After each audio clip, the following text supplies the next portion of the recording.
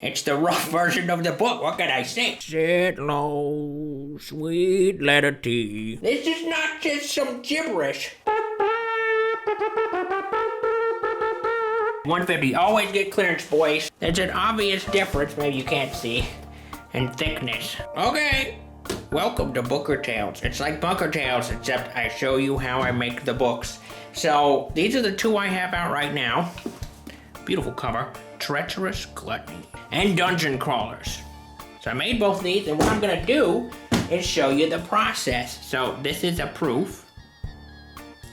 This is also a proof. And the goal of this little video series is to show the next book, which I've been working on for quite a while, reach this stage, and then hopefully the finished stage. If you haven't picked these up, check them out. You'll love them. They're very cheap on Amazon. There'll be a link in the description. You can go to my website and check out lots of cool art. Okay, we're looking at 3 things in this video. This is the first thing and probably the least exciting for y'all, but there's more stuff coming. You'll see. It's coming. It's coming. So as you can see, this is the title of the new book, Treacherous Avarice. It is the sequel, the second book, and there's only 3 in this series, so we're almost done. The second book in the series. This is a rough draft. So here it is. It's kind of thick, but it's double-sided near the end. So it's not as thick as the previous. Actually, let me show you what the previous one was. Oh, here we are. This was a Treacherous Gluttony's draft. Now, as you can see, there's an obvious difference, maybe you can't see, in thickness. Yes, look at that. The main reason is because all throughout this thing, we didn't use both pages. So at the beginning, that's kind of what we did for the first little while, but as time went along, you can see it starts going on the back. So they should be the same size. What is a rough draft? Well, it's the rough version of the book. What can I say? So this is where I just get everything down. It's not completely dirty, but it's not all the way clean. So there's gonna be grammar errors. There's gonna be description errors, plot holes, and such. So we fix that in the next part, yes. So as you can see, someone's written on this. So what I do is I clean up the rough draft and then I give it to her, in which case she marks it up. And then I institute these changes. And then we move on to the second draft, which I don't have yet because I haven't done anything that she said yet. Sorry, M1. You ran got it for 150 instead of 525. I mean, I messed up my rap, but look at that. 150. Always get clearance, boys. Okay, this is a pretty cool little thing right here. This is just some behind the scenes documents. Not a lot, to be honest, because I don't print them off. So OG fans, or people who read the first book, will know what a lot of this is. You'll recognize the spirals. This is a look at the galaxy. This map, as you can see, I started to draw certain things on there. You'll recognize none of these, actually. Juxar Major right there, you might recognize that one. It's got Ferris written in there. So, this was tiny and cruddy. Same thing with this, and it helped me as I was writing. It's just kind of to visualize where everything is. Mind you, this is just the same thing, but by political division. And I decided I needed an actual map, a bigger one, a better one, because this little bit sheet of paper is tiny. You can't write anything on it. So this is what I came up with.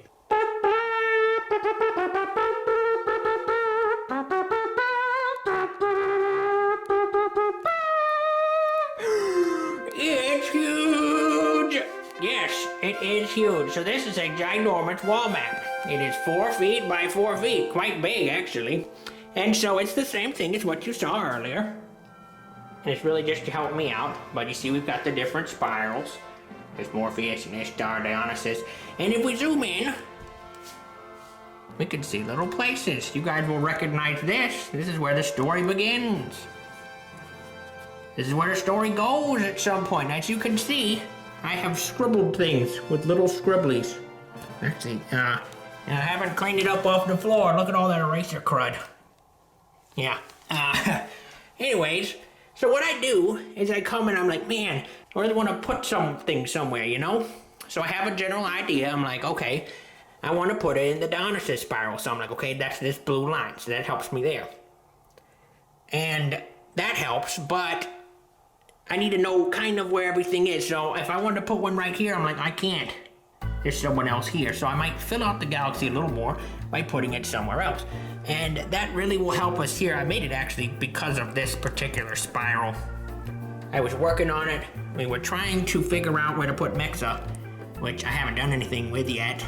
It's in the back half of the story. There are several planets that go ahead of Mexa, kind of in front of it. And so I'll need to move Mexa down. But what I do is just print it off, put it here, and it's kind of permanent. It just really helps to visualize what's going on. And this won't go in the book because it looks like crud. But maybe someday I could pay an artist to make a better one. Now we are gonna do art, not in this video, but I'm gonna show you a real artist, real art, good stuff, not this crud. This is gonna be just amazing. And it's kinda cool looking too. This is the Yillian alphabet. Now if you read the first book, you'll know what a Yillian is, you'll know what they look like, but they have their own language. This book, we're actually gonna have some Yillian writing, and it's basically the exact same as English, just with substitute symbols. So that's what an A looks like, a B, a C, etc.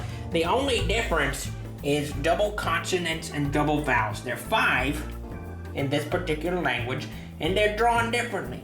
So here we are, there's an LL. If we come over here, this is what an L looks like. So normally you might just think put 2 of those squiggles, but in Yillian you'd put 2 of the squiggles and then you'd put a cross through them. But that's basically it. This is how you'd write Villanova. That's the system where the Yillians come from. So that'd be their star system. Villanova. Pretty slick. Now, this is not just some gibberish written on a whiteboard. It may look that way to you, but this is so much more because I made this into a font, meaning I can type this on Word. Okay, it might sound a little different. That's because I'm recording on the computer right now, as you can see. So here Yillian is. Take a look at that. This has got translation for M1, but it won't have it in the actual book, meaning if you want to know what they're saying, you can learn Yillian yourself. It's very easy. It'll be in the back of the book, and they're not going to say anything all that important. I mean, where am I? Who are you? But there are other things in other chapters, which I don't want to spoil, which are different. Hello. That's a capital M. My name is Steven. And there it is. That's a period in Yillian. There we are. As you can see, some of the letters are kind of fat. So I made this myself. And since some of them are kind of fat, let's just change it back to my other favorite text. These are very skinny, and these are kind of fat, and that one's just downright obese. We kind of want to fix that. So, what we're going to do is we're going to head into Font Forge. Dun, dun, dun, dun, dun. Best screensaver in the world. Thank you, J. Caleb Design. This is a free open source program. You can download it for free. I used it, and man, it's quite fun. This is Font Forge. Yay! So, as you can see, here we have the capital letters, and down here we have lowercase letters. Now, all I really did to make these different is to shrink them by 75%. Now, this is kind of the understory line. I don't remember the exact term for it, but this is where most letters would sit. Some letters dip down a little bit, and that's what this does here. So, each of these points can be manipulated.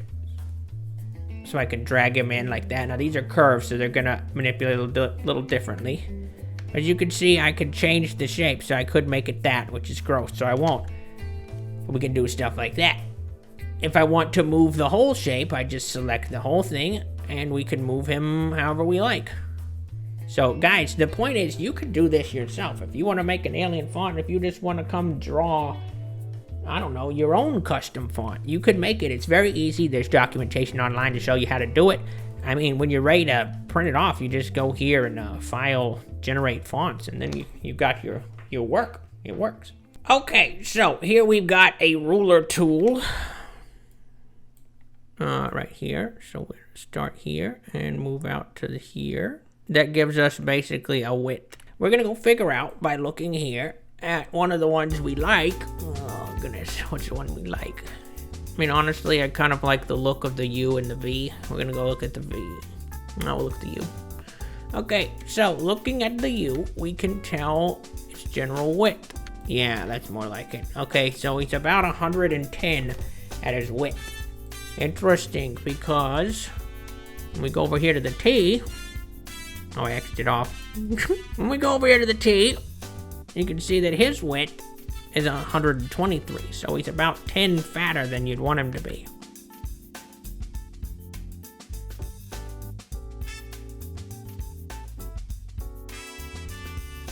He's looking a little slimmer. I like how he looks a little better, so we're just gonna save him real quick.